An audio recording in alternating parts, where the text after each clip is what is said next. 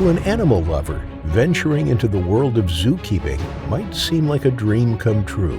However, these magnificent animals, despite being in the zoo, remain wild at heart, and their unpredictability has led to several fatal attacks and maulings. Despite the rigorous safety protocols and extensive training, the bond formed between keepers and the animals can sometimes blur the line between trust and peril. Hit that like button and subscribe right now. In today's episode, we go over 3 of the most terrifying times a zookeeper was fatally mauled by an animal in the zoo. Welcome to Final Affliction.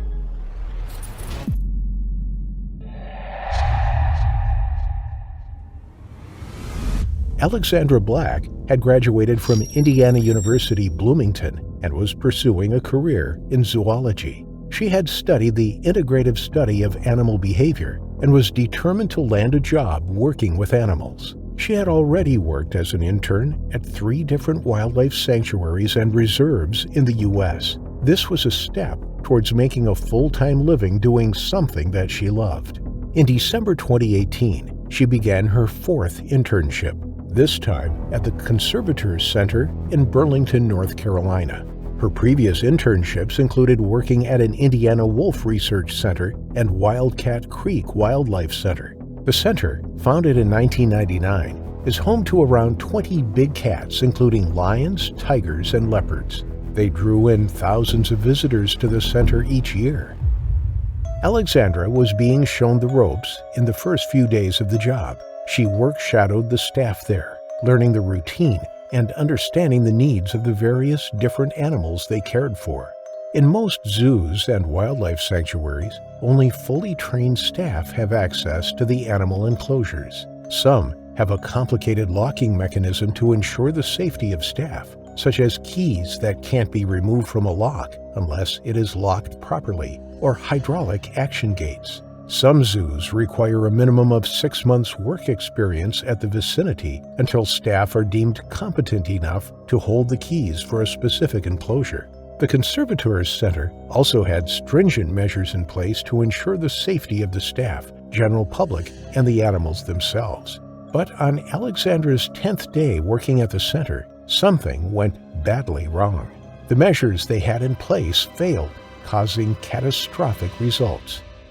Many of the 15 lions they kept at the facility were rescued from appalling conditions. They had been kept in tiny cages, treated badly, and malnourished. Matai was one of the lions who had been rescued from these conditions from Ohio in 2004. Haunted by his past, he was nervous by nature, but enthusiastically received attention from the keepers he had grown to trust. On December 30th, 2018, Alexandra's 10th day at the facility, she joined the husbandry team to carry out routine cleaning in the lion enclosure. She was under the supervision of a professionally trained animal keeper. Each section of the enclosure was secured from the next. Trained personnel opened and closed the gates between the sections, but on this particular occasion, a large play ball rolled into the gateway. As the gate swung to a close, it was blocked from fastening shut by the ball. A freak accident, a 1 in a million accident that was to prove fatal. Matai nudged the gate with his snout. It swung open. He walked through, his huge paws stepping onto the cold, hard concrete. He was now just feet away from the staff, who were sweeping up the inner section. Unbeknown to Alexandra and the other staff, there was now nothing between the huge male lion and them. No wire or fencing, no gates or locks. Matai sniffed the ground. He lifted his head and proceeded forwards, silently stepping forwards. His usually timid nature was overpowered by his natural instinct. He saw the young intern just feet from where he was standing, and he lunged at her. He grabbed her by the ankle and pulled her to the floor. Alexandra kicked and thrashed around trying to release her foot from the lion's grip, but the 500-pound, 230-kilogram lion pulled her into his outer enclosure. Animal trainer Ashley Watts, who was working with Alexandra at the time, jumped into action. She desperately tried to separate the lion from the young intern, trying to distract him and lure him away, but Matai was fixated on Alexandra. He then leapt on top of Alexandra and instinctively went for her neck. He closed his crushing jaws around her windpipe and dragged her around his enclosure, scraping her over the concrete. Alexandra was still alive at this point. Her colleagues screamed and shouted at the lion and immediately called for backup. Ashley Watts ran for a hose pipe and powered it at the lion, but to no avail. Matai was not budging. Soaking his face, aiming at his eyes and his snout, he didn't flinch. By now, Alexandra was bleeding profusely from the neck. The lion's 3-inch, 7-centimeter canines had cut deeply into her flesh, severing her arteries and fracturing her spinal cord. But Alexandra had fought back. Despite the incredible power of the 14-year-old lion's bite and being dragged around the enclosure by her neck, the young intern put up an impressive fight. She had punched and pulled, scrabbled and hit the lion with her arms as she began to lose consciousness. The autopsy report shows remarkable defensive wounds on Alexandra's arms from fighting back. She fought until the end. Matai readjusted his grip, puncturing Alexandra's skull, and his claws dug into her shoulder, chest, and back. The young woman, who had dreamed of working with these animals for so long, now lay limp in the captive lion's enclosure. Through no fault of her own, she had lost her life that day. There was nothing anybody could do to try and get to Alexandra before it was too late. The attack had been rapid, it had been brutal, and the severe injuries Alexandra had sustained were inflicted in a matter of seconds. The Caswell County Sheriff's Office responded to the distress call. Its deputies arrived just before midday. Upon arrival, they noticed a lion running around inside an enclosure with several people running around the outside of it. One of the police officers grabbed his 12-gauge shotgun from the trunk of his patrol car and ran over to the commotion. The center was ill-prepared for an eventuality like this. There were no tranquilizers near the lion's enclosure, and the staff were desperately trying to usher the lion back into his indoor pen, but it wasn't working. To the officers that arrived on scene, it looked like chaos. The lion was not listening to his handlers, and he continued to pace around his enclosure, preventing anyone from getting close to Alexandra. Even when the tranquilizer darts finally arrived on the scene, one gun jammed and they had to run about, trying to find another. They lured the lion closer to the fence with raw meat, and then the center's CEO Doug Evans fired the tranquilizer darts into the lion. The lion flinched, but the medicine didn't take effect. Staff tried again, firing a second dart into the lion's muscle. Again, he didn't respond to the anesthetic. They tried once more. When 3 tranquilizers didn't bring the lion down, the sheriff's department gave the order to shoot and kill the lion. They needed to get to Alexandra. They needed to try and rescue her. Maybe there was still a chance they could resuscitate her. After 7 shots from the shotgun, the lion fell to the ground, but an 8th was shot into the animal's heart to make sure he was dead. Matai finally succumbed, breathing his last breath. It is hard to imagine that captive animals can deliver such devastating damage, having never set foot in the wild. But the fact of the matter is that these animals are still technically wild. They still have thousands of years of natural instinct within their DNA. That hunting instinct is still strong. Even those born and bred in captivity can turn on their keepers without warning, having spent years within a familiar environment. The Conservators Center in Burlington had been inspected just months before Alexandra's fatal attack. In April 2018, the U.S. Department of Agriculture found nothing of concern or out of compliance. There had been no workplace safety complaints made by employees at the center. An earlier inspection in 2017 also found the facility to comply with all safety regulations and procedures. It seems that this was an accident, a tragic and freak accident with no one to blame.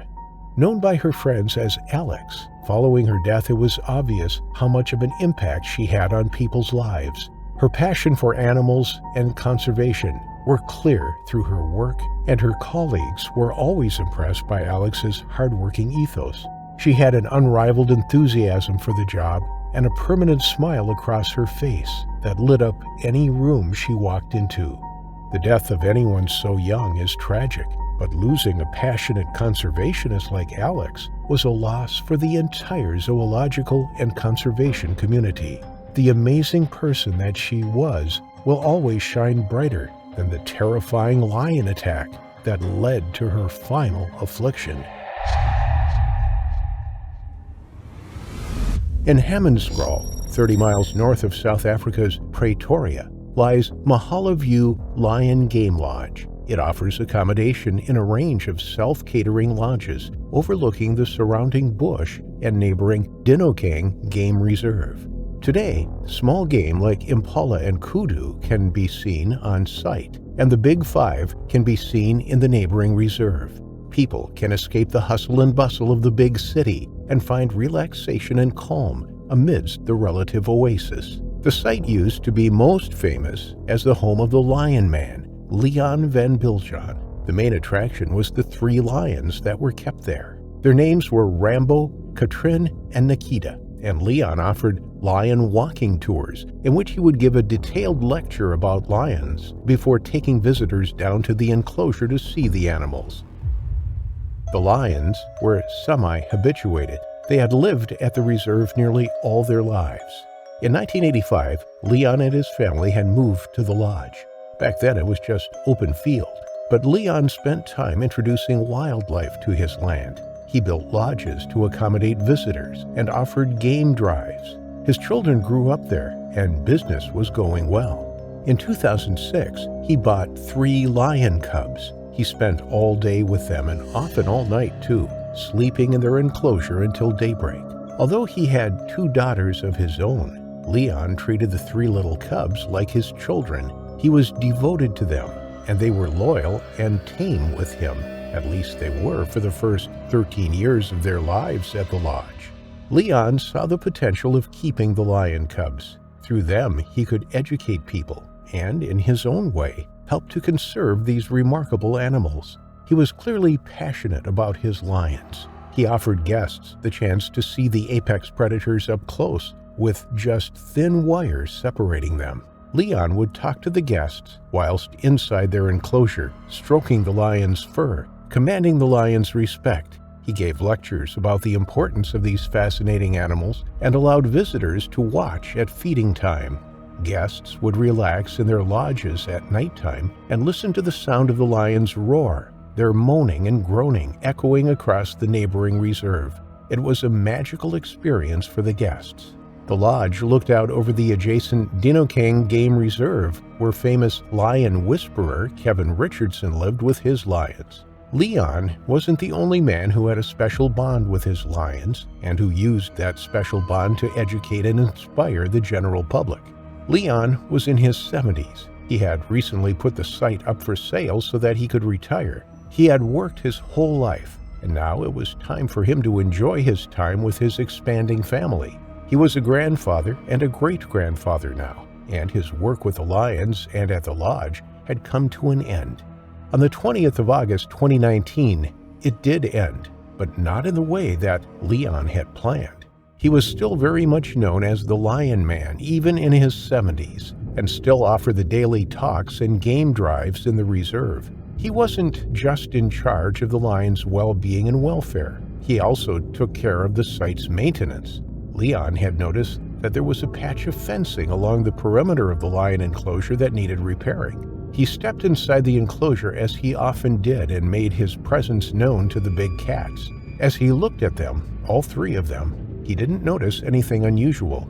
Rambo, Katrin, and Nikita just watched their owner opening the security gate and closing it behind him. He had done this 1,000 times before. He calmly walked over to the broken fence and inspected it. Then, he made a fatal mistake. Whether complacency got the better of him or whether he had done the following hundreds of times before, we don't know. But he turned his back to the 3 lions and knelt down on the ground. This was the mistake, and it was to be the last mistake that Leon would make. As if signaling dinner time, seeing Leon in the vulnerable position seemed to trigger a switch in one of the lions. Its eyes stared at its owner. It didn't hesitate. It didn't mock charge. Instead, it ran at Leon and pounced on top of him within seconds. Leon didn't see or hear it coming. It happened at lightning-fast speed.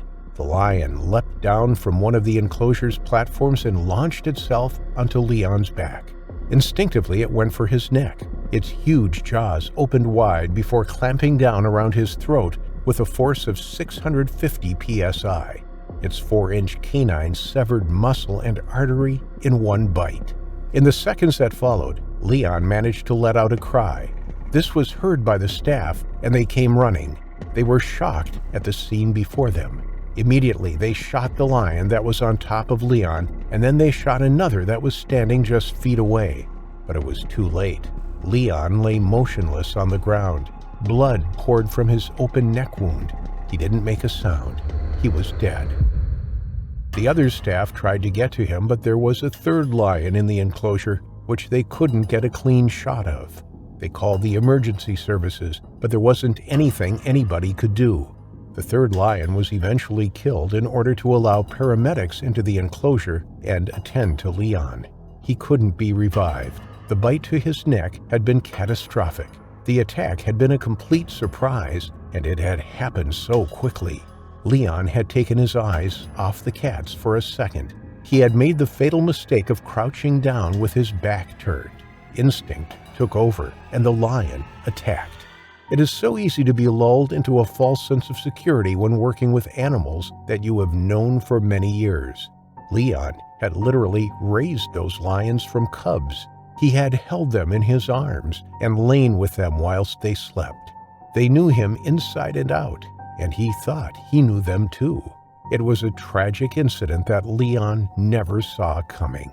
He trusted the big cats with his life every time he entered their enclosure. No matter how habituated an animal might be, it is still a wild animal and should be treated as such. Instinct runs deep.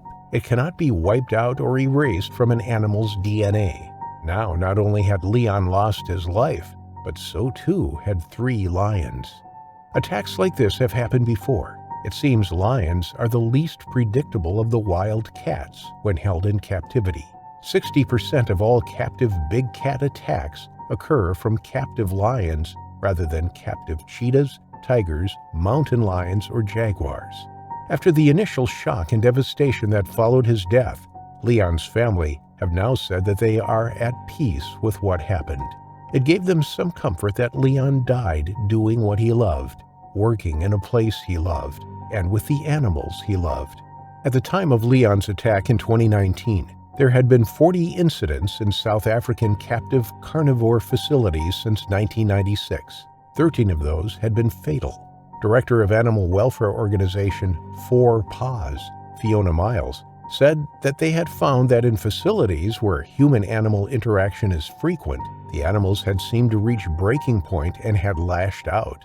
Although it is easy to think that animals that are in regular contact with people would be less aggressive towards them, in some cases it seems the opposite is true. It's clear that Leon loves his 3 lions enough to refer to them as his children. They weren't raised for hunting and had spent that majority of their lives outside of a cage. There was never any incidents involving the lions acting aggressively to visitors. Out of nowhere, he was fatally mauled by his 3 children, after which they too sadly met their final affliction. The following story has few concrete details. It seems that no one is willing to talk openly about what happened at a small private zoo in Russia on December 2, 2017. Set within the Istra district, located 25 miles west of Moscow, lies the village of Obnovyeny Trud. The locals seem to be a close-knit community. That is, except for one local in particular. Sergei Alexandrovsky made his millions in the airline industry. Currently the chief executive officer at Rossiya Airlines. He spent his money on another passion of his, animals. In the early 2000s, he set up a private zoo at his home in the village. He opened it to paying guests. It was more of a menagerie than a zoo, with animals held in small enclosures, isolated, and with little in the way of environmental enrichment. In 2020, Russia passed a law that meant keeping many exotic animals privately was banned. This was for the welfare of the animals as well as the safety of the owners. However, before the law was passed, it was relatively easy for civilians to purchase and keep exotic pets within Russia. Those purchased before 2020 are allowed to be kept until the end of their natural life. Some locals in Sergei's village didn't like having the zoo animals on their doorstep. It made them feel uneasy and unsafe. At night, they heard the roaring of the lone lion. They heard its constant deep grunting as it paced up and down in its enclosure. It was something that many described as annoying, but the animals wanted to get out. They wanted to escape. It was deemed a dangerous neighborhood for fear of what lurked in Sergei's backyard. As well as housing a lion and a tiger, Sergei's zoo was also home to a black panther whose name was Milan. After 10 years without incident, except for some disgruntled neighbors, something was about to go horribly wrong. Security wasn't as tight as it perhaps should have been. People could walk right up to the big cat's cages, just inches from the animals' faces. Although the details are sketchy, and the following is a presumption from the zoo's owner, Sergei, it seems the most likely explanation for what happened that day. A Ukrainian man was staying with two of his friends nearby. It was a reunion of sorts, and the three of them were enjoying plenty of drinks when they decided to visit the zoo. Under the influence of a significant amount of alcohol, they began to behave mischievously, and one of them claimed that he could feed the black panther. He was bold and brazen, fueled by the alcohol in his system and the confidence it gave him as he walked up to the enclosure. The holes in the black metal mesh were too small to put his hand through, so instead, he decided to try the gate. It was locked. The panther was lying, resting on its wooden shelf inside one section of its enclosure. It lifted its head and watched the man as he tried to work out how to get in through the gate. Its placid appearance lulled the man into a false sense of security. Despite having been locked up its entire life, the panther was anything but docile. It still had its killer instinct, and the foolish man was about to enter its territory, its domain, the one thing that belonged to it, and the one thing that it could instinctively protect. The Ukrainian man managed to break the lock and force his way into the enclosure. The second he stepped foot inside, the black panther leapt down from its shelf. It trotted over to the man and, without hesitation, leapt onto him. Black panthers are melanistic variants of leopards or jaguars, and it has not been divulged which species this one was.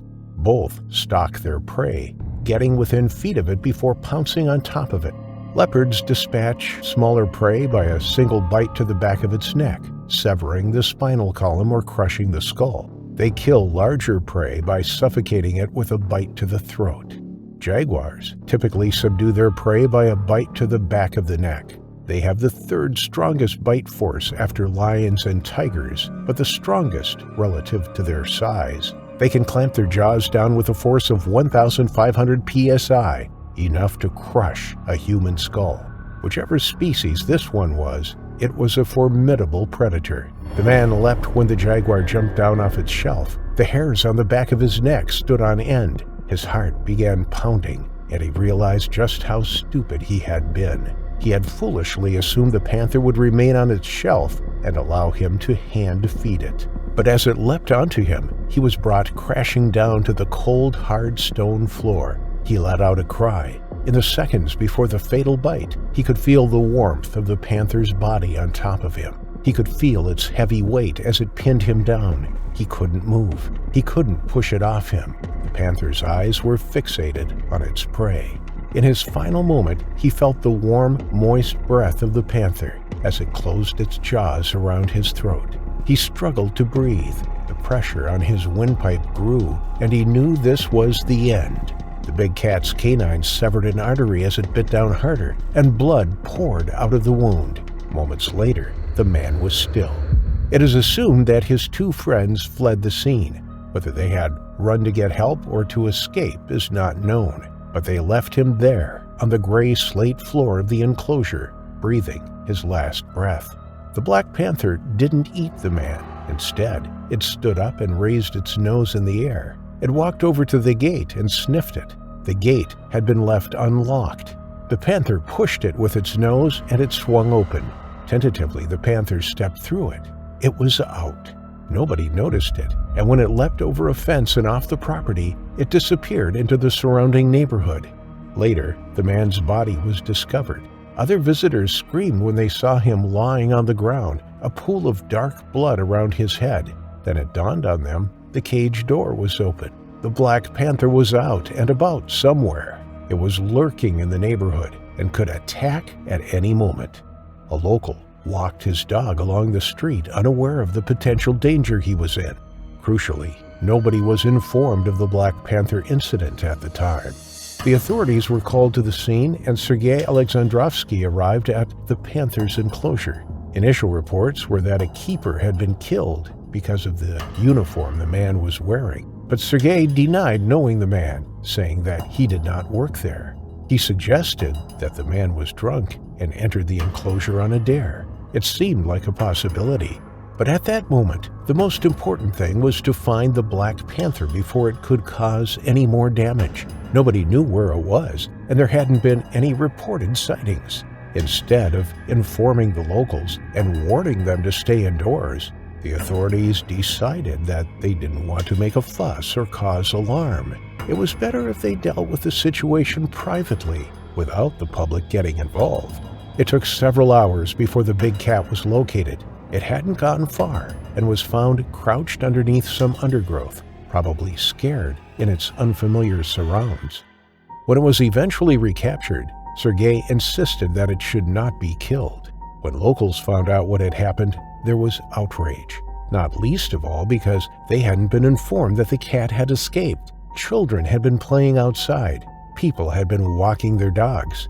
Anybody could have been attacked in the hours that followed the incident. Some said that they wished it had been Sergei who had been killed by the panther. At least then, maybe his zoo would be shut down and they could walk their neighborhood without fear.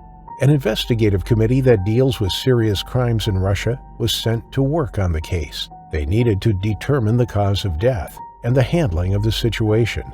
No conclusions from the report have been published, and the name of the deceased has never been disclosed. As of this day, the Black Panther was never put down. It was deemed a defensive attack, as the man entered its cage unexpectedly.